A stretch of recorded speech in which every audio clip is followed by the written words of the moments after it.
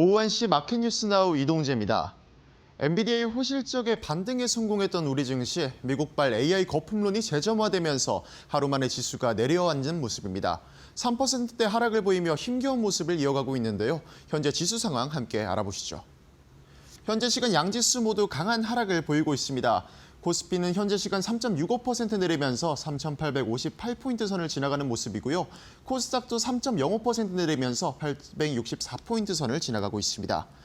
양지수 모두 개장부터 강한 하락세를 보였습니다. 코스피는 개장부터 4,000선은 물론이고 3,900선까지 내주는 모습 보였는데요. 이후에도 낙폭을 회복하지 못하면서 하락세를 이어가고 있는 모습입니다. 코스닥도 오늘 870선을 내주면서 출발했습니다. 장 초반부터 하락세가 지속되더니 860선을 위협받기도 했는데요. 현재에도 하락세를 이어가고 있습니다. 수급 상황도 살펴보겠습니다. 코스피는 외국인이 개장 20분 만에 1조가 넘는 팔자세를 보이면서 거센 매도를 보여줬는데요. 현재 시간에도 2조 원 넘는 2조 1천억가량 순매도 이어가고 있습니다. 개인이 1조 8천억 원 넘는 저가 매수에 나서는 모습이고 기관도 2,300억가량 순매수 보여주고 있습니다. 코스닥은 외국인과 기관이 동시에 매도에 나선 모습입니다. 외국인이 1,100억 원 넘게 팔아치우는 모습이고 기관도 630억가량 순매도에 나섭니다. 개인만이 1,900억가량 순매수에 나서는 모습입니다. 환율 상황도 체크해 보겠습니다. 지속되는 달러 강세 시장에서 외국인의 이탈까지 더해지면서 7개월 만에 1,470원 선을 돌파하는 원달러 환율인데요. 현재 시간에는 0.14% 오르면서 1,469원 선 지나가고 있습니다. 계속해서 투자 뉴스로 이어가 보겠습니다. 엔비디아의 호실적에도 불구하고 미국 증시에서 AI 거품론 우려가 재점화되면서 약세를 보이자 삼성전자와 SK하이닉스도 급락하는 모습을 보이고 있습니다. 뉴욕 증시에서는 AI 관련 기술주들이 일제히 매도세를 보이면서 엔비디아는 3% 넘게 하락했고 필라델피아 반도체 지수 역시 5% 가까이 하락했습니다. 엔비디아가 시장 기대치를 뛰어넘는 실적을 발표했음에도 매출 채권 증가로 밸류에이션 부담이 커진 점이 투자 심리를 약화시킨 것으로 풀이됩니다. 여기에 리사쿡 연준 이사의 고평가된 자산 가격이 하락할 가능성이 높아졌다는 발언도 AI 관련 매물의 출회를 자극했습니다. 증권가에선 AI 버블 우려를 잠재울 만한 굵직한 이벤트가 당장은 존재하지 않기에 불안 심리가 지속될 수 있다며 12월 FOMC 전까지 매물 출회와 저가 매수세가 뒤섞인 변동성 장세가 이어질 것이라고 내다봤습니다. 그러나 현재 AI 거품론 우려는 과도하다며 여전히 삼성전자와 SK하이닉스의 성장 가능성은 높다고 전망했습니다. 현재 시간 삼성전자와 SK하이닉스의 주가도 체크해 보겠습니다. 삼성전자가 5.37% 내리면서 95,100원 선 지나가고 있고요. SK하이닉스도 크게 내렸습니다. 8.49% 내리면서 52만 2천원 선 지나가는 모습입니다. 정밀 제어용 모터 및 감속기 전문 제조업체인 SPG가 LG와의 협력 소식에 3일 연속 신고가를 경신했습니다. SPG는 19일 LG사이언스파크와 로봇용 액추에이터 분야에서 협력한다고 전했고 해당 발표가 이뤄진 19일부터 3거래일 연속 신고가 랠리를 펼치며 18일 종가 대비 60%에 달하는 상승률을 보이고 있습니다. LG사이언스파크는 LG의 연구개발 조직으로 양사는 SPG의 로봇 관절 핵심 부품인 감속기 기술 역량을 LG의 로봇 모션스와 연계해 액추에이터 기술 교류와 공동 R&D 기반으로 협업한 뒤 단계적인 사업화를 추진할 것이라고 밝혔습니다. 여영길 SPG 대표는 정밀 감속기 분야에서 이미 국내 1위를 기록하고 있다며 휴머노이드용 액추에이터 시장에서도 세계 1위 기업으로 도약하도록 최선을 다하고 내년도엔 미국 시장 공략에도 최선을 다할 것이라고 전했습니다. 현재 시간 SPG 주가 체크해 보겠습니다.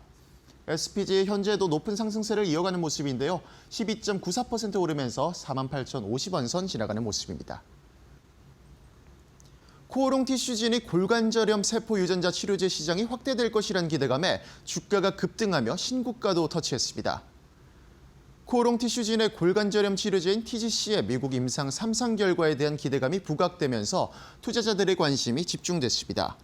한국투자증권은 TGC는 작용 기전 중장기 효능, 안정성 등을 기반으로 3상 성공 가능성이 가장 높은 후보 물질이라며 특히 인공슬관절 치환술 발생 빈도 감소 데이터는 골관절염 구조 개선제로서의 인정과 보험 등재의 핵심 근거가 될 것이고 특히 TGC는 세포 유전자 치료제의 특성상 복제약 우려가 없다고 강조했습니다. 또한 TGC의 미국 시장 가치를 8조 3천억 원으로 평가했고 유럽 시장 확장 시 4조 8천억을 추가할 수 있다고 내다보면서 반복 투약 등을 포함한 총 시장 가치는 최대 28조 원 수준까지 확장할 수 있다고 전했습니다. 현재 시간 코오롱 티슈진의 주가 확인해 보겠습니다. 코오롱 티슈즈는 현재도 10% 넘는 상승세 이어가고 있는데요. 11.23% 오르면서 64,800원 선 지나가고 있습니다. 그간 우리 시장을 견인했던 반도체 투톱을 중심으로 우리 증시 가파른 하락세를 보이면서 시장 힘든 하루를 지나가고 있습니다. 12월 FOMC 이전까지 빅이벤트가 예정돼 있지 않은 만큼 높은 변동성을 이어갈 것으로 보이는데요. 찬바람이 불어오는 시장 상황 속에서 대처 전략까지 저희와 함께 알아보시죠.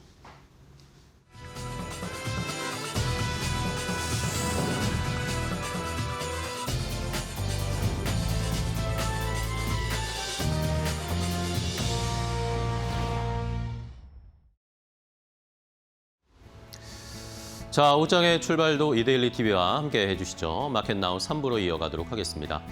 자, 오늘 시장이 어제와는 또 정반대의 양상이 나타나고 있습니다. 요즘 하루하루가 정말 출렁거림의 연속인데 이 AI와 관련된 버블 이야기, 일단 엔비디아 실적 보면서 조금은 사그라드는가 싶었는데 어제 제가 잠들기 전에 미국 시장을 보니까 급등을 하면서 출발하더라고요. 그래서 미국도 좀 안도를 하나 보다 싶었는데 자고 일어나 보니까 급락하면서 거래가 마감이 됐습니다. 자, AI 버블론도 버블론이지만 간밤에 새벽에는 또 리사쿡 연준 이사가 지금 자산 가격이나 금융시장 너무 높다라는 식의 언급이 나왔습니다. 금리 인하에 대한 가능성이 또 줄어드는 이런 하나의 더 악재가 나타나면서 시장이 굉장히 출렁거리고 있는데요. 우리도 뭐 쉽지 않은 상황입니다. 이럴 때일수록 평정심을 좀 찾아야 되겠고요. 하지만 여전히 개인 투자자분들은 우리 시장에 베팅을 많이 하시는 것 같습니다. 자, 저희가 단기적으로 지금 시장을 들여다보면 한숨밖에 안 나오잖아요. 그러니까 저희는 이제 길게 보고 내년까지의 투자 전략을 어떻게 세워야 할지 이제 차근차근 11월 거의 마무리가 되어가고 있고 12월이 다가옵니다. 내년의 전략을 어떻게 짜야 할지 오늘은 내년의 전반적인 글로벌 시장의 동향과 투자 판단을 함께 해보도록 하겠습니다. 앵커 브리핑으로 바로 이어가겠습니다. 자, 현재 시장이 이상합니다. 그죠? 여러분들도 느끼실 텐데 지금 맥쿼리에서도 오늘 리포트를 발행을 했는데 현재 시장이 굉장히 이상하다. 모순적인 상황들이 계속 펼쳐지고 있다라고 현재 시장을 진단했습니다. 자, 경제가 강한 것 같으면서도 약한 것 같고 인플레이션이 올 것 같은데도 또 올라오지 않는 이런 모순적인, 그러면서 현재 시장을 슈레딩거의 고양이라고 비유를 하면서 지금 시장이 녹록지가 않고 이런 시장의 모순적인 상황들이 올해에 그치는, 지금 연말에 그치는 것이 아니라 내년까지도 좀 이어질 수 있다. 그게 전방위적으로 글로벌 시장이 약간은 혼동이 나타날 수 있는 상황이다라고 지금 이야기를 하고 있었습니다. 우리도 느끼고 있죠. 최근에 시장이 하루 급등했다, 하루 급락하고 외국인들이 하루에 2조 샀다가 2조 팔고 막 이런 패턴이 계속 나타나고 있으니까 저희도 갈피를 잡기가 힘든데 이렇게 외국의 유명한 저명한 투자은행들도 지금 시장의 상황이 굉장히 모순적이다라고 판단하고 있다라는 겁니다. 그러면서 맥쿼리가 내년에 대한 전망을 했습니다. 다음 페이지를 볼까요? 자, 내년은 혼돈과 불확실성에 세 가지 문제가 발생하는 시장이 될 것이다라고 이야기를 했습니다. 크게 세 가지, 내년의 혼돈과 불확실성을 가지고 올 수 있는 세 가지 큰 요인들을 이렇게 정해놨는데요. 일단은 계속 나옵니다. AI 버블에 대한 이야기입니다. 실제 버블인지 아닌지는 지금 판단할 수가 없죠. 버블이라는 건 지나고 나봐야 아는 겁니다. 지금 아무리 버블이라고 해봤자 시간이 지나고 나서 다시 시장이 반등하면 버블이 아닌 거죠. 지금 상황은 알 수가 없지만 어쨌든 이것에 대한 논란이 계속 시장에 부담을 주고 있습니다. 지금 미국의 GDP 40% 이상이 AI 투자로 경제를 지탱하고 있는 상황이다라고 진단을 하면서 공급망과 주주 관계로 얽힌 흔한 말로 이게 일본어인데요. K-렛치라고 해서 지금 미국 시장이 엔비디아가 오픈 AI에 투자하고 오픈 AI가 또 다른 빅테크에 투자하고 이런 식으로 서로 얽히면서 지분 관계를 서로 얽혀가면서 투자를 하면서 AI 시장을 버텨내고 있잖아요. 이런 것들에 만약에 조금이라도 한 번의 충격이나 스크래치가 가게 되면 이게 다 연결되어 있기 때문에 K-렛치라고 해서 얽혀 있는 상황이기 때문에 하나가 뭔가가 문제가 생기면 연쇄적으로 무너질 수도 있는 상황이다라는 것을 좀 걱정은 해야 된다라고 이야기를 하고 있었습니다. 근데 그러면서도 그래도 미국에서 강하게 유동성을 공급한다거나 금리 인하를 추진한다거나 하게 되면 버블 붕괴는 좀 지연시킬 수 있거나 아니면은 충격이 완화될 수 있을 것이다. 그러니까 미국의 통화 정책이 중요하다라는 그런 의견을 제시했습니다. 이런 상황인데 오늘 새벽에 말씀드린 것처럼 리사 쿡 연준 이사가 그런 이야기를 하니까 시장에 그냥 찬물을 끼얹어 버린 거죠. 완전히 그냥 열기가 다 식어버렸습니다. 자, 다음은 정치 리스크와 중앙은행들의 정책 혼선에 관련된 이야기입니다. 자, 트럼프 대통령의 관세 정책 어쨌든 계속 지금 끌고 가고는 있지만 이것도 지금 미국에서 대법원까지 판결을 봐야 되는 상황이고요.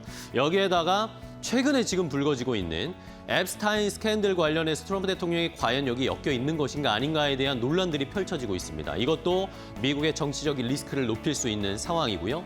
여기에다가 내년이면 이제 미국의 중간 선거가 열리게 되는데 맥쿼리에서는 내년 3월 이후면 이제 미국 시장이 거의 중간 선거에 휩쓸려 갈 수밖에 없다. 그러니까 정책적인 불확실성이 커질 수밖에 없고 핵심 변수로 시장의 변수로 등장하게 될 것이다라고 하면서 정치적인 리스크가 미국에서 커질 수 있다라고 진단을 하고 있었습니다. 그리고 이런 불안감들이 있다 보니 미국의 중앙은행을 포함한 전 세계의 중앙은행들이 긴축을 해야 될지 완화를 해야 될지 갈피를 잡기 어려운 상황. 앞에서도 말씀드렸듯이 모순적인 상황들이 계속 펼쳐지고 있기 때문에 중앙은행들이 정책 결정을 하는데 금리 결정을 하기가 쉽지 않을 거다. 우리나라도 마찬가지죠. 그런 이야기들이 많이 나오잖아요.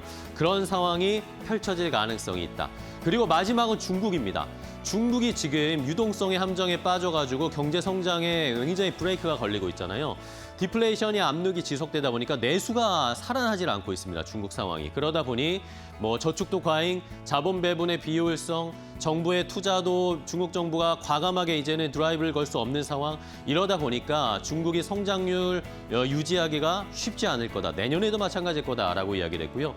중국은 어쨌든 싸게 만들어서 해외에 팔고 미국에 팔고 하는 그런 경제 전략을 쓰고 있었는데 제조업 중심의 수출 모델, 중국이 이걸 과연 버텨낼 수 있을까? 미국은 이제 문을 걸어 잠그는 양상을 나타내고 있는데 이런 중국의 정책이 한계에 부딪힐 가능성이 있다라고 크게 이렇게 세 가지 3body problem이라고 명명을 하면서 내년이 쉽지 않을 거다라고 전략을 보고 있는 상황이었습니다. 자, 그러면 내년에는 어떻게 전략을 짜야 될까요? 더 큰 그림을 보면서 글로벌 투자 전략을 좀 세워보겠습니다. 맥쿼리는 내년에는 미국에만 집중하면 안 된다라고 결론적으로 결론을 내렸습니다. 자, 맥쿼리가 제안한 내년의 투자 전략은 내년 이제 지금까지는 미국 시장이 시장 전반적인 글로벌 시장을 이끌어가다 보니까 미국은 잘 가는데 다른 시장들이 약간 약세인 그런 모습을 보였다면 내년에는 미국의 예외주의가 약화될 것이다. 미국은 좀 다르고 미국은 특별하다라는 미국의 예외주의가 내년에는 약해질 거다라고 보고 있었고요. 그러면서 달러화가 약세로 전환하면서 달러 약세가 좀 펼쳐질 거다. 그러면 미국 시장에 집중하는 투자 포트폴리오보다는 포트폴리오를 다각화해서 테마별로, 지역별로 좀 분산해야 된다라는 그런 의견을 제시했습니다. 그러면서 여기에 우리나라가 포함이 되어 있었습니다. 우리나라, 대만, 중국, 인도, 구조적인 우려, 약간 이런 것들도 있지만 결국에는 이쪽에 오버웨이트, 비중을 좀 확대하는 전략을 내년에 세워야 되지 않을까라고 맥쿼리가 제안을 했고요. 그러면서 마지막으로 내년의 성장 전망이라고 해야 될까요? 전반적인 수치들도 제시를 했습니다. 마지막 페이지를 보면요. 자, 일단은 미국 시장 같은 경우에는 S&P가 12개월 선행 PER 22배인데 성장주가 30배 수준으로 밸류에이션이 많이 부담되어 있다. 그러니까 성장주나 빅테크나 하이퍼스케일러 같은 종목들이 이제는 너무 좀 밸류에이션 부담이 와 있다. 그러다 보니까 최근에 조정이 나오는 것인데 내년에 이런 상승을 다시 많이 하기는 쉽지는 않을 것 같다라는 생각이었고요. 유럽 같은 경우에는 26년 EPS 성장률이 내년에 좀 어쨌든 올라갈 텐데 그게 올해 워낙 좋지 않았기 때문에 기저효과로 반등하는 것이지 그게 드라마틱한 성장은 보여주기 어려울 거다라고 얘기를 했습니다. 그러면서 대만과 우리에 대한 전망을 굉장히 좋게 해줬는데요. 결국에는 AI 반도체, AI와 관련된 투자는 논란이 있겠지만 계속 이어질 것이다. 그렇기 때문에 높은 이익 성장이 기대가 된다라고 이야기를 했습니다. 그러면서 대만 같은 경우엔 올해 16%에서 내년에 20% 가까이 이익 성장이 기대가 되고 우리나라는 특히 더 올해 30%대의 이익 성장이 예상이 되는데 내년에는 이거보다 더 좋은 35%까지 이익 성장률이 나올 것이기 때문에 우리나라에 대한 투자도 관심이 좀 큰 것 같습니다. 맥쿼리 쪽에서는. 자, 이러면 시장이 미국의 포트를 약간 조정을 하면서 이 신흥국 쪽에 투자를 늘리게 될 가능성들이 있는데 큰 손들이요. 우리나라에도 이런 자금들이 조금 들어올 수 있지 않을까. 우리가 생각했던 것보다 조금 더 들어올 수 있지 않을까라는 기대도 조금 해보게 됩니다. 자, 시장이 좀 어려운데요. 오늘도 성공 투자하시고 저희는 계속 내년에 좋은 전망들, 좋은 투자 전략 계속 알려드리도록 하겠습니다. 앵커 브리핑이었습니다.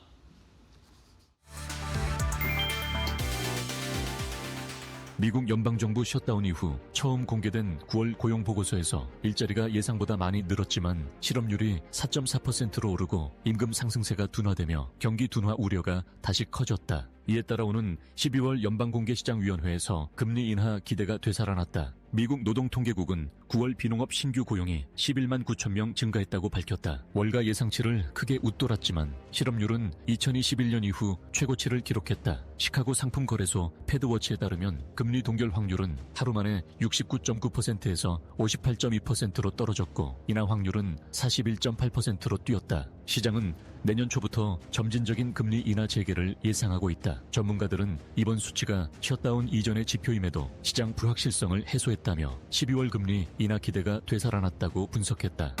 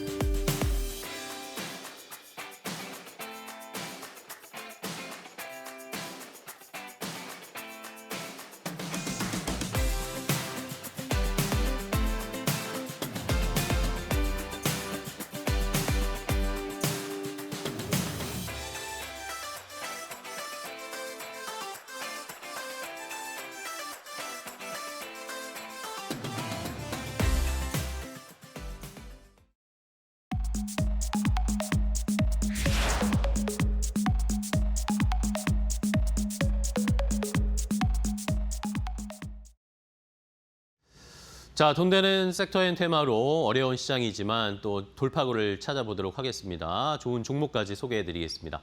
자, 오늘은 독립리서치 P&J의 손창현 팀장과 함께하겠습니다. 팀장님 안녕하세요. 네, 안녕하십니까. 네, 반갑습니다. 네. 자, 오늘 시장이 막 혼란스럽습니다. 이런 상황에서도 좀 돌파구 수익 낼 수 있을 만한 돈 되는 섹터 테마 좀 찾아볼 텐데요. 자, 첫 번째 손창현 팀장이 선택한 돈 되는 섹터는 어떤 분야일까요? 함께 알아보도록 하겠습니다. 바로 공개합니다. 자, 첫 번째는 소비 유통주들을 좀 살펴보자라는 의견을 주셨는데요. 자, 이제는 연말이 다가오고 연말에 소비 시즌도 있고 또 요즘 뭐 외국인 관광객들도 우리나라에 많이 오면서 국내에서 소비도 또 많이 해주고 있는 상황. 이런 것들을 봤을 때 지금 시장은 좀 어렵지만 연말에 이 소비의 특수 이런 것들 기대하면서 주가가 좀 올라갈 수 있을까요? 우리는 뭐 전통적으로는 사실 연말 랠리는 잘 없는 편이잖아요, 우리나라는. 그렇죠. 근데 가장 크게 이제 연말이라고 하는 특수성의 이벤트가 있죠. 그래서 크리스마스와 블랙 프라이데이가 네, 그렇죠. 있습니다. 그렇기 때문에 이제 다음 주가 블랙 프라이데이 주죠. 그런 점에서 예, 본격적인 소비 시즌으로 연계가 되면서 상승을 할 가능성이 높지 않겠느냐라고 보는 시각이 있고요.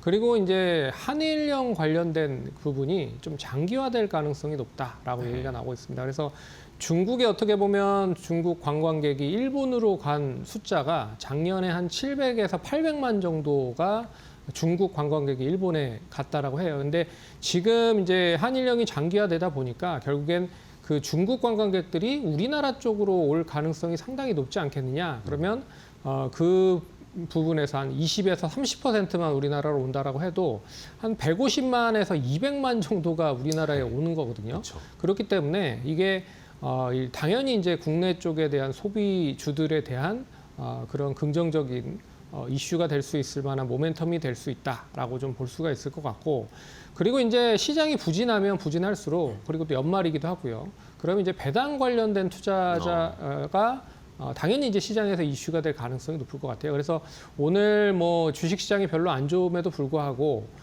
플러스권을 유지를 하고 있는 기업들을 좀 보면 뭐 KT라든지 뭐 LGU 플러스 그리고 SK텔레콤, S-오일 뭐 이런 종목들을 보면 결국에는 이 배당을 고배당을 하고 있는 기업들이다라고 좀 볼 수 있을 것 같기 때문에 이 소비 유통 관련된 종목들도 그런 점에서 이제 하나의 피난처 역할을 할 수 있는 섹터가 되지 않을까라고 보고 있어서 시장이 좀 부진하고 배당 투자가 본격화된다라고 하면 다시 한번 관심을 가지실 필요가 있는 섹터 중에 하나이다라고 좀 보고 있어서 이 소비 유통 관련된 종목들을 한번 지금 시점에서는 관심 있게 봐야 되지 않을까, 그렇게 좀 봐서 가져왔습니다. 네, 좋습니다. 자, 연말로 다가가고 있는 상황인데 시장은 좀 흔들리고 이럴 때 우리가 피난처로 좀 선택할 수 있는 유통주, 또 연말 소비 시즌이 다가오고 있습니다. 블랙 프라이데이도 다음 주로 다가왔고. 자, 그러면 관련돼서 종목들을 좀 체크를 해볼까요? 오늘 그래도 좀 선방을 하고 있던데 종목 어떤 것들 볼까요?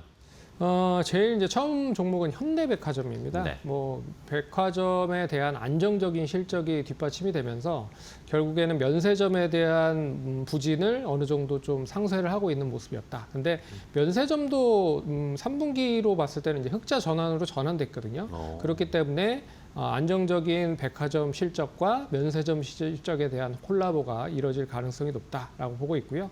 특히나 이제 백화점 쪽에서 명품과 의류 쪽에 대한 신장세가 상당히 높았다라고 좀 보고 있어서 제가 봤을 때는 현대백화점 관심 있게 보시면 좋을 것 같고요.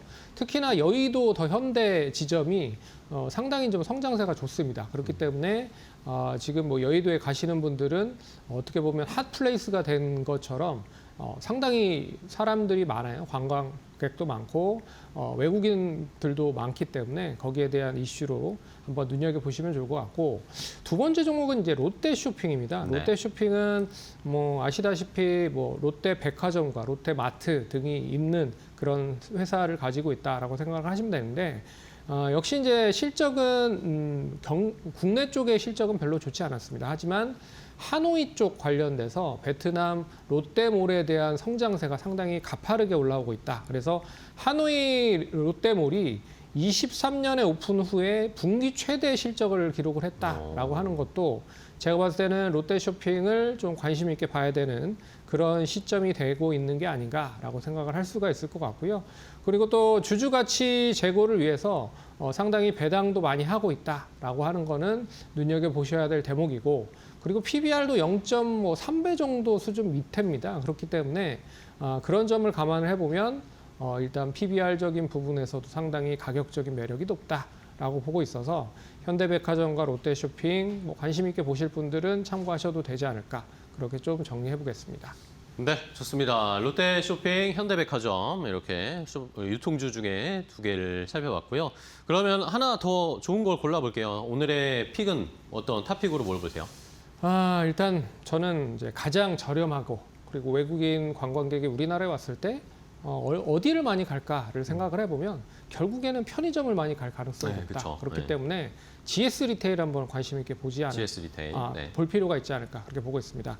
첫 번째 이제 외국인 관광객 증가가 계속 확대되고 있는 상황이고요. 거기에 앞에서 잠깐 얘기해드렸지만 한일령이 조금 확대가 되면 결국엔 중국인 단체 관광객이나 중국인 관광객 여전히 많이 우리나라에 올 확률이 높다라고 하는 점에서 관심을 가지실 필요가 있을 것 같고, 또한 이제 배당 투자 관련된 기대감도 존재하고 있다. 동사는 작년에 한 500원 정도 배당을 했습니다. 그렇기 때문에 올해는 작년만큼의 실적 이상을 좀 기록을 할 가능성이 높기 때문에 못해도 500원 이상은 배당을 할 가능성이 높다라고 보면 배당 투자에 대한 매력도 존재한다라고 생각을 하시면 될 것 같고요. 그리고 마지막으로는 PBR. 이 0.5배 정도 수준밖에 되지 않는다. 그래서 뭐 지금 시가총액을 해봤어도 자산 가치 대비해 봤을 때 상당히 저렴하다라고 좀 보고 있어서 GS 리테일 관심 있게 보시면 좋지 않을까 그렇게 보고 있습니다. 근데 최근에 주가가 계속 뭐 우상향을 하고 네. 고점을 갱신하고 있는 흐름이기 때문에 지금 시점에서 부담이 된다라고 하시면 뭐 22,000원 초반대까지 22,000원이나 21,500원까지 분할적으로 접근하시면 충분하게 대응 가능하시다라고 생각을 할 수 있을 것 같고요. 네. 단기적인 목표가는 26,000원, 손절가는 24,400원 제시해 드릴 테니까 참고하시면 좋을 것 같습니다. 네, 알겠습니다. 자, GS 리테일 결국에는 배당도 연말에 우리가 생각해 봐야 되겠고 연말 소비 시즌 또 해외 관광객들이 더 많이 올 가능성들을 생각을 해봤을 때 편의점주 그중에서도 GS 리테일을 탑픽으로 꼽아주셨습니다. 자, 첫 번째 돈 되는 섹터 확인해 봤고요. 이번에 두 번째 돈 되는 섹터 손창희 팀장의 선택은 어디일까요? 바로 확인해 보시죠. 자, 두 번째는 희귀질환 치료제 관련해서 바이오 섹터에서 조금 더 세분화해서 살펴보도록 하겠습니다. 자, 어쨌든 뭐 최근에 시장이 약간 흔들리는 사이에서도 제약바이오 쪽은 힘을 좀 내면서 그동안의 부진을 조금씩은 털어내고 있는 상황인데 그 안에서도 희귀질환 치료제에 주목해야 되는 이유는 뭘까요? 희귀질환 치료제가 이제 전문 의약품을 만드는 기업에서 투자를 잘 안 합니다. 네. 그렇기 때문에 이걸 투자를 하면 결국에 이 희귀질환 치료제로 일단 뭐 어떻게 보면 판매가 진행이 되면 상당히 독점권을 많이 부여가 될 수 있는 상황이기 때문에 길게 팔 수가 있다. 네네. 그렇기 때문에 관심을 좀 두셔야 될 필요가 있을 것 같고요. 그리고 최근에 이제 우리나라 바이오 기업들에 대한 재평가가 계속적으로 이어지고 있는 상황이죠. 그래서 뭐 ABL 바이오가 지난주에 일라일리와 3조 8천억 기술 수출을 했고 올해만 보더라도 3월에 알테오젠이 아스트라제네카에 1조 9천억 그리고 올릭스가 2월에 뭐 일라일리와 역시나 9,100억 여기에 이제 G2G 바이오 같은 그런 기업들도 기술 수출을 진행을 하고 있는 상황이기 때문에 우리나라 바이오 관련된 업체들의 눈높이가 상당히 높아졌고 기술 수출을 많이 하고 있다. 그렇기 때문에 재평가를 받을 가능성이 높다라는 게 첫 번째인 것 같고요. 두 번째는 이제 희귀질환 치료제 앞에서 잠깐 얘기해드렸지만 일단 뭐 전문의약품을 만드는 기업들이 희귀질환 치료제를 잘 만들지가 않습니다. 왜 그러냐면 기간도 상당히 오래 걸릴 뿐만 아니라 그리고 이 투자 비용도 좀 길게 투자를 할 수 있을 가능성이 높다라고 좀 보고 있어서 투자를 잘 안 하죠. 그렇기 때문에 희귀질환 치료제만 전문적으로 만드는 기업들이 상당히 부각을 받을 가능성이 높을 것 같고요.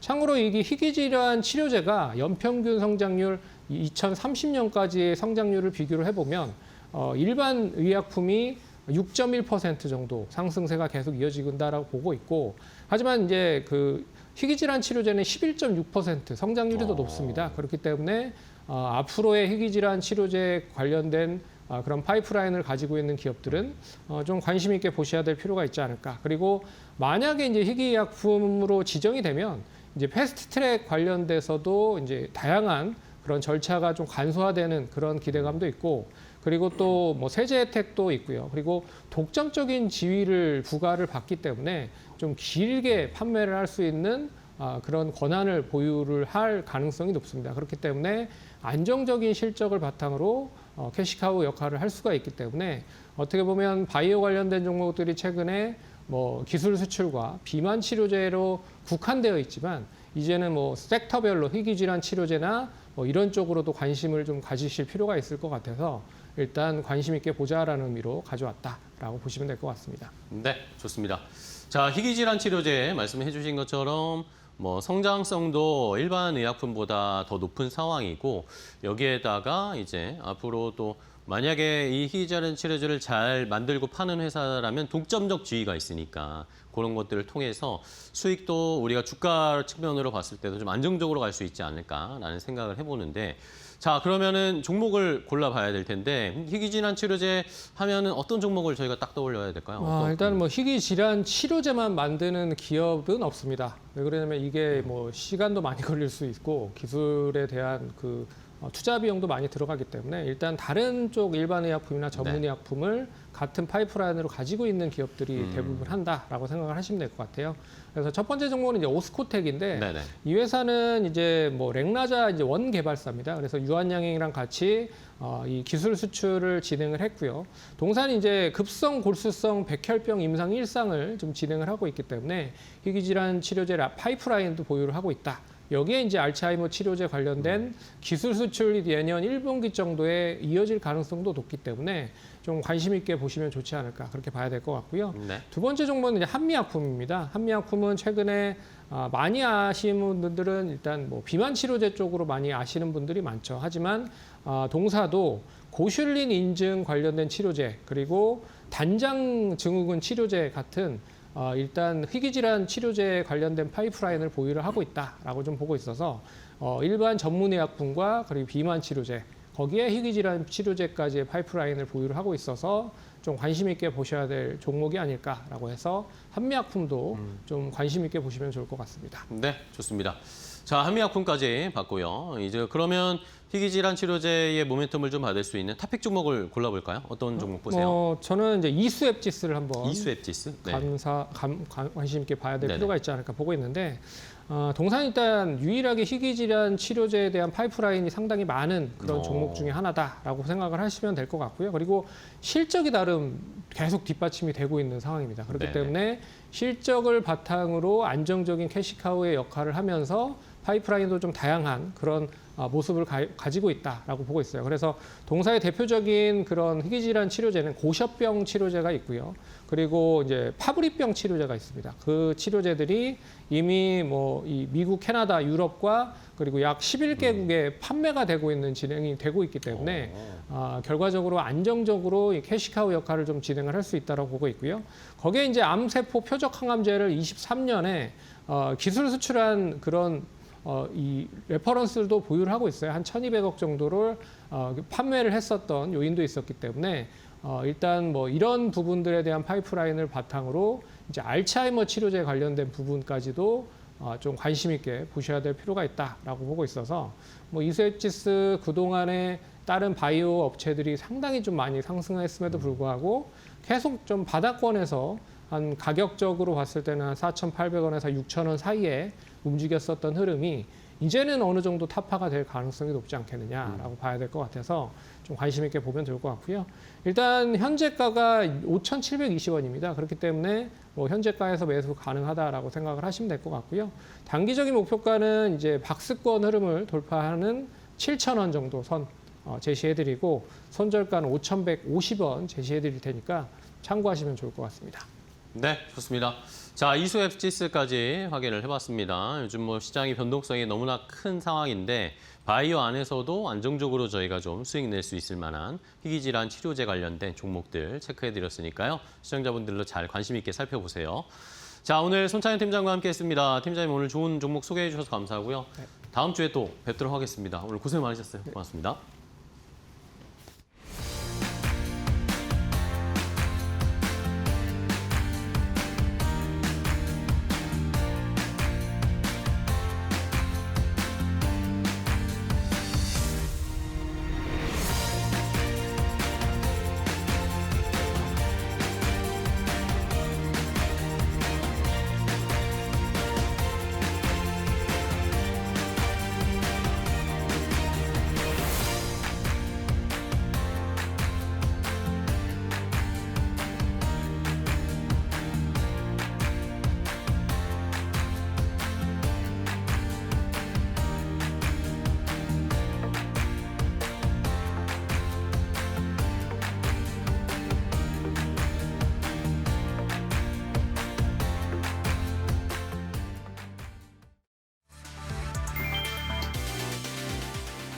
미국 뉴욕 증시는 20일 엔비디아의 어닝 서프라이즈에도 불구하고 AI 투자 열기 지속에 대한 불안이 커지며 급락했다. S&P 500 지수는 1.56%, 나스닥은 2.16%, 다우 지수는 0.84% 각각 하락했다. 장 초반 5% 급등했던 엔비디아는 3.2% 하락으로 마감했고 팔란티오, 오라클, 로빈후드 등 주요 기술주가 일제히 5부터 10% 급락했다. 시장에서는 AI 수익성에 대한 의문이 다시 부상하며 고평가 부담이 재점화됐다는 분석이 나왔다. 반도체주 중심의 필라델피아 반도체 지수도 4.8% 급락했고 비트코인 역시 87,000달러 아래로 떨어졌다. 옵션 만기와 CTA 자동 매매가 하락세를 키우며 변동성 지수 윅스는 2시간 만에 20에서 28까지 급등했다. 전문가들은 AI 실적 호황에도 불구하고 실제 수익성에 대한 회의와 금리 인하 불확실성이 겹치며 연말 랠리 기대가 약화됐다고 진단했다.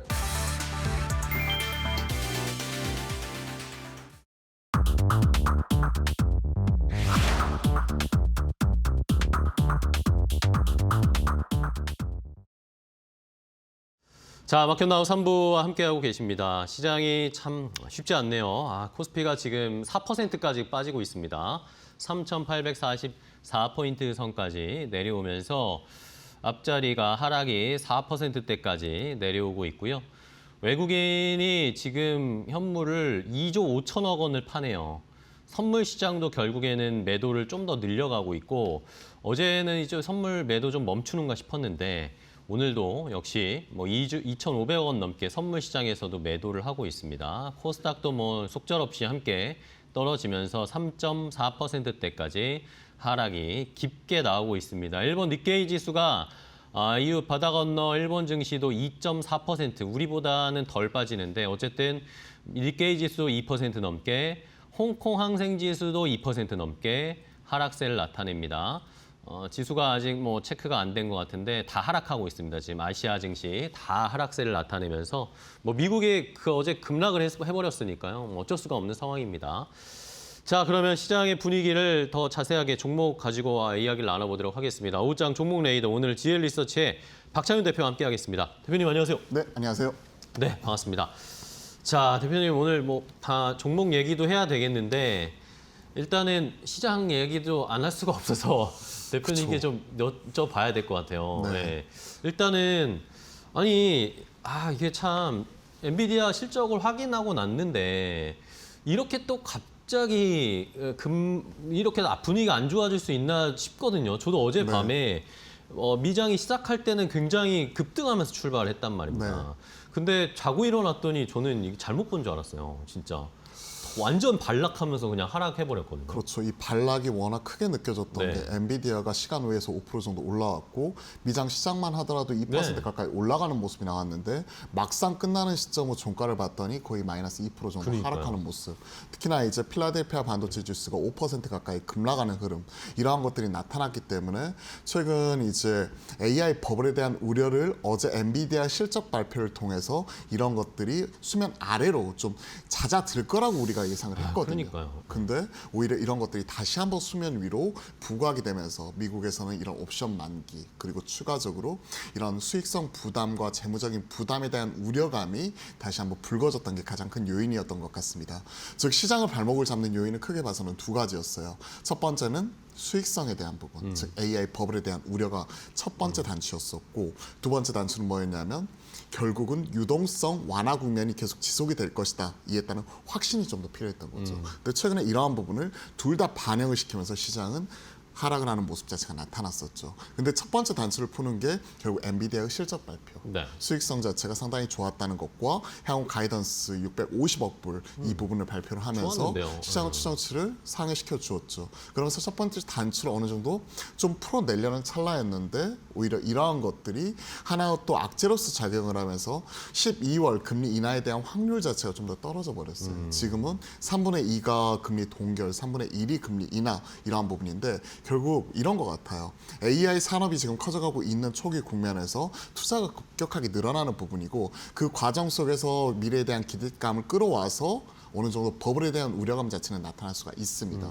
지금부터 수익성 논하기에는 AI가 지금 단순히 기업 간의 헤게모니 다툼이 아니라 미국과 중국 간의 패권 경쟁 구도에서 국가가 돈을 쓰는 단계 이러한 부분이기 때문에 네. 한 발을 물러설 수가 없는 상황이에요. 그러면 수익성은 약간 뒤로 보더라도 지금 투자를 많이 해야 되는 상황이에요. 이런 판을 만들어주기 위해서는 두 번째, 즉 추가적인 어느 정도 통화 완화적인 스탠스 자체가 계속해서 나타나야 하이퍼스케일러들도 자기의 자체의 유보자금 투자자금 외에도 채권 발행을 통해서 자금 조달을 하든 빚을 내서 자금 조달을 하든 이런 것들이 계속해서 나타날 수가 있거든요. 근데 그러한 부분 때문에 둘 다 떨어졌던 부분이에요.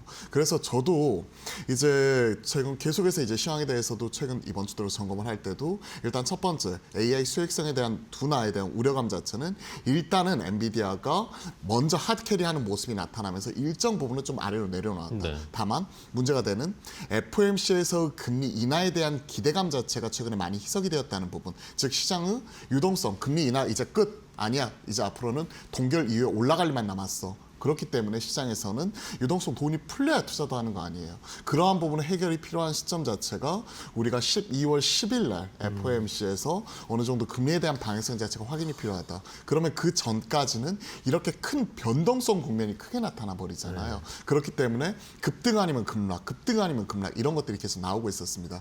그러한 측면에서 제가 말씀드렸던 포인트는 바이 더 딥이었죠. 네. 올라갈 때 따라 사지 말고 오히려 크게 하락을 했을 때 SK하이닉스도 저는 뭐 3% 이하 떨어졌었을 때 그때 가서 분할로 모아가자 이런 말씀을 드렸었는데 지금은 3%가 아니라 하루에 8% 가 5%, 빠집니다. 7%, 뭐 10%까지 빠진 이러한 모습이 나오니까 사실은 두려움이 있을 수밖에 없어요. 하지만 그러니까요. 큰 틀에서 AI가 여기서 끝나는 게 아니고요. 제가 버블에 대한 부분 자체는 항상 우리가 통화적으로 이제 많이 급등하는 과정 속에서 과열이 되고 그다음에 물가에 대한 부담 때문에 금리 인상, 통화적인 정책의 변화 때문에 나타나는 거지 지금처럼 뭐 반도체의 숫자가 늘어나고 실적이 잘 나오고 있을 때 버블이 꺾였다? 이런 걸 거의 본 적이 없거든요. 그런 것들을 생각해 놓고 본다면 오히려 이러한 흔들림, 이러한 부분이 긴 호흡으로 투자하시는 분들 입장에서는 저는 큰 기회 요인이라고 생각을 합니다. 통상적으로 시장의 조정 국면에서는 보통 한 10에서 15%까지는 좀 흔들리는 모습이 나타났어요. 그러면서 이제 열어놓고 보는 게 한 3,600선 전후 바닥 얘기를 하고 있는 이러한 부분인데 지금 같은 경우에 어느 정도 환율이 튀는 모습이 나오고 워낙 단기간에 또 2달 만에 1,000포인트가 올랐으니까 사실 이상 급등이 나왔었고 급락이 워낙 크게 나오니까 두려울 수도 있지만 크게 흔들리지는 말자. 좀 이렇게 말씀드려보겠습니다. 네, 알겠습니다. 뭐 지수가 저희가 너무나 급격하게 올랐다가 좀 떨어진 감이 있지만 사실 해외 투자은행들, 뭐 JP모건이나 모건 체이스나 이런 데에서도 모건 스탠리나 이런 쪽에서도 우리한테 지금 예상했던 게 뭐 내년에 정말 완전 불 마켓이 열렸을 때 한국의 모든 조건들이 다 맞아 떨어졌을 때 내년에 4천 돌파할 수 있을 거다. 그런 식의 예상을 했었거든요. 그러니까 너무 과한 급등이 좀 있었기 때문에 올해 뭐 이 정도의 흔들림을 너무 저희가 걱정하지 말자라는 그런 의견 주셨습니다. 어쨌든 FOMC 회의 때까지는 저희가 대비를 좀 단단하게 하면서 시장을 대응해드리도록 하겠습니다. 자, 그럼 종목을 빨리빨리 봐야겠네요. 오늘 오후장 종목 레이더. 자, 첫 번째 종목은 뭘 보면서 시장 분위기 파악할지 공개하도록 하겠습니다. 자, 삼양식품입니다. 삼양식품 그나마 오늘 뭐 시장에서 그나마 조금 그래도 힘을 내는 것들을 보면 네. 그래도 뭐 소비나 중국 쪽 관련된 거 뭐 이런 것들이 그나마 좀 나은데 삼양식품은 또 한참 쉬다가 최근에 조금씩 올라오더라고요. 그렇죠. 인바운드 소비주 그리고 최근에 어느 정도 한일령에 따른 반사익에 대한 기대감 종목들이 좋은 흐름이 지금 전개가 되고 네. 있죠. 그러한 종목들의 특징은 실적과 더불어서 경기 방어주라는 것들. 그 안에 대장이라고 할 수 있는 삼양식품이 최근에 165만 원까지 올라오는 모습이 나타났었다가 최근 조정이 나타나면서 130만 원을 뚫고 밑으로 내려오면서 뭐 이러한 안 좋은 모습이 포착이 되었었죠. 아무래도 밀양 2공장 가동에 따른 감가상각비 그리고 마케팅 비용과 그리고 또 그 고객사 어느 정도 가격 인상에 따른 판매 둔화에 대한 우려감 이런 것들이 같이 반영이 되면서 최근 조정이 나왔었고 밀양 2공장 가동 이후에 2027년도 중국에 대한 신공장 가동에 대한 그 부분까지 앞으로 한 1년 동안의 모멘텀 공백에 대한 우려감 자체를 그대로 반영을 시키면서 고점 대비해서 한 20% 이상의 큰 조정이 나왔었죠. 하지만 최근에 저점에서 올라오는 모습이 포착이 되고 있습니다. 중국 공장 증설도 기존에는 6개 라인에서 지금 8개 라인까지 확장이 되는 모습이니까 작년까지 즉 밀양 2공장 가동하기 전까지만 하더라도 전체 캐파가 17억 개 캐파에서 25억 개 캐파까지 늘어나는 부분이고 중국의 6개 라인 가동을 하게 되면 33억에서 34억 개 캐파까지 늘어나면서 근 3년 만에 지금 2배수가 올라오는 부분이 나오고 있었는데 이번에 중국의 수요 최근 2선까지 확산이 되는 모습이 나오고 있거든요. 그러한 모습을 이번에 3분기 실적을 통해서 확인하면서 8개 라인까지 증설하는 부분이에요. 그러면 기존에 33억에서 34억 개 캐파에서 36억 개 이상 캐파로 늘어나는 부분이 상당히 긍정적이라고 봅니다. 이번에 이익단을 보면 사실은 이익의 추정치 좀 부합하는 모습 자체가 나타났어요. 그렇기 때문에 과거와 같은 서프라이즈 이러한 모습을 보여주지 못했지만 눈에 띄는 부분이 메인스트림이라고 할 수 있는 미국 쪽에서 1846억 기록을 하면서 전년비 60% 이상 고성장하는 모습이 나타났었고 가격 인상에 따른 판가전이 이러한 모습 자체가 성공적으로 안착하는 모습으로 포착이 되었고요. 특히나 눈에 띄는 부분이 중국이었어요. 네. 중국이 그동안에 약간 부진하지 않을까. 그리고 이런 우려감 자체가 좀 일부 있었는데 이 선까지 침투가 크게 확산이 되는 모습이 나타나면서 최근에는 1846억, 무려 전년비 70% 성장하는 모습이 나왔어요. 즉 기존의 1선에서 이제 2선, 3선까지 확산이 될 수 있는 모습이고 27년도에 이런 중국의 공장 이런 부분이 완공이 되게 되면 이러한 성장이 좀 더 가팔라질 수가 있는 거죠. 네. 그러한 흐름 자체가 나타나고 있기 때문에 긍정적으로 좀 바라봐줘도 되겠다. 오늘 2% 정도 하락하고 있는데요. 현 시점에서 제가 한 136만 원 이렇게 모습이 나오고 있는데 기존 고점이 165만 원까지 목표가 그리고 손절가는 120만 원 정도로 현 시점에서 한 10% 정도 이런 부분으로 하락 좀 버퍼를 가져가도록 하겠습니다. 네, 좋습니다. 자, 삼양식품. 뭐 여러 가지 뭐 올해 좋은 퍼포먼스를 보여줬지만 약간 쉬고 있는데 다시 생각해 보면 저희가 한일령이 발의가 되고 한일령이 해제가 되는 것에 수혜주로 하나씩 삼양식품을 넣어봐도 되지 않을까? 네. 그런 해석들도 분명히 있거든요. 중국 수혜주로서의 한 번 더 퍼포먼스를 보여줄 수 있을지 삼양식품 첫 번째 종목 봤고요. 자, 한 종목 더 보겠습니다. 다음 종목은 또 어떤 종목 선택하셨을까요? 박창윤 대표의 선택은 글로벌 텍스프리입니다. 글로벌 텍스프리도 뭐 역시 뭐 한일령에 관련된 이야기인데 지금 정말 중국 관광객이 많이 올까요? 뭐 처음에는 단순하게 우리가 일본에 안 가면 한국에 오겠지라고 생각을 했는데 뭐 어디서는 또 그러지 않을 수도 있다라는 의견들도 있고 네. 그럼 저는 또 궁금한 게 그러면 실제로 우리가 한일령이 있었을 때 그러면 중국 관광객들이 일본에 갔냐 이것도 좀 궁금하기도 하고요. 최근에 이제 중국에서 단체 관광객의 입국 이 부분은 1위 국가는 일본이었어요. 그쵸. 네. 그런 모습이 나타났고 한일령으로 인해서 이미 이런 티켓 취소가 나타나고 있다 보니까 일본을 택했던 이런 중국 단체 관광객들이 최근에 한일령 해제에 대한 분위기를 타고 국내로 들어오는 모습 자체가 이미 나타나고 그쵸. 있었죠. 네. 기존에 우리가 중국인 단체 관광객을 포함한 국내 인바운드 외국인 숫자의 최고치는 2019년도에 1,600만 대였습니다. 근데 이미 올해 예상치 자체가 1,700만을 넘어가지고 2,000만까지 얘기를 하고 있는 상황에서 한일령이 기름을 좀 더 부어줄 수 있다는 그러네요. 거죠. 그러한 모습이고 거기에 글로벌 텍스프리는 국내의 텍스 리펀드 그러니까 세금을 이제 환급해주는 부가세 환급해주는 1위 사업자로서 이에 따른 직접적인 수혜를 얻을 수가 있는 부분이죠. 최근에 큰 폭의 조정이 나왔었던 이유는 전체 매출의 한 30% 정도를 차지하고 있는 이런 에스테틱 쪽, 그러니까 피부 미용 네네네. 쪽, 이쪽 부가세 환급 자체의 그쵸. 일몰이 지금 도래했다. 이런 부분이 내년부터는 받을 수 없다 하는 부분이었는데 최근에 이제 여당에서는 이런 외국인 부가세 환급 일몰 기한 연장을 추진을 하고 있기 네, 때문에 그쵸. 이런 것들이 나타나게 된다면 다시 한번 추가적으로 올라올 수 있는 부분이고 그에 따른 충격이 올 여름에 있었는데 이미 주가는 그에 따른 충격을 좀 어느 정도 해소하는 가격대에서 갭을 메우는 모습이 나타나고 있기 때문에 시장은 오히려 추가적으로 이제 내년에 중국 관광객뿐만이 아니라 추가적인 해외 관광객들이 최근에 나타나고 있는 캐대언 효과와 더불어서 좀 더 이제 크게 늘어날 수 있는 부분을 이미 주가에 반영을 시키고 있는 이런 국면인 것 같아요. 주가가 최근에 2, 3주 조정이 나올 때 또 경기 방어적으로서 올라오는 흐름이기 때문에 저 긍정적으로 보고 있고 조정 시 계속해서 매수 관점에서 저는 6,400원 이하에서라면 좀 매수가 충분히 가능하지 않을까. 지금 한 6,700원 정도이기 때문에 5% 정도 조정이 나오게 되면 좀 계속 매수가 가능하지 않을까. 좀 이렇게 말씀드리고요. 기존의 고점 7,830원인데 이를 좀 더 상회한 8,000원 이 부분을 저는 목표가로 좀 말씀을 드려보고 싶고요. 가격적인 전략으로서 손절가는 한 5,700원 정도로 지금 한 20일 이평선 좀 지나고 있는 이 자리 추세선이 무너지게 되면 이 부분을 좀 하향 이탈하는 모습이 나오면 리스크 관리하자라고 같이 말씀드려보겠습니다. 네, 좋습니다. 글로벌 텍스프리가 뭐 말씀해 주신 것처럼 사실 올해 7월까지만 해도 분위기가 너무 좋았는데 주가가 최고치 찍고 그러다가 갑자기 부가세 환급 종료 이슈가 터지면서 그때 한 3거래일, 4거래일을 연달아서 막 맞아요. 급락이 나왔었는데 그게 이제 어쨌든 다시 연장해 주는 걸로 결정이 되고 외국인들이 더 많이 오고 중국 관광객이 오면 충분히 제자리는 다시 찾아가지 않을까라는 기대도 해보겠습니다. 결국에 시장이 어려우니까 중국이나 외국인 관광객들에 의지하는 투자를 좀 할 수밖에 없네요, 최근에. 네. 자, 오늘 뭐 좋은 종목 소개해 주셔서 감사하고요. 박정현 대표와는 여기서 인사 나누도록 하겠습니다.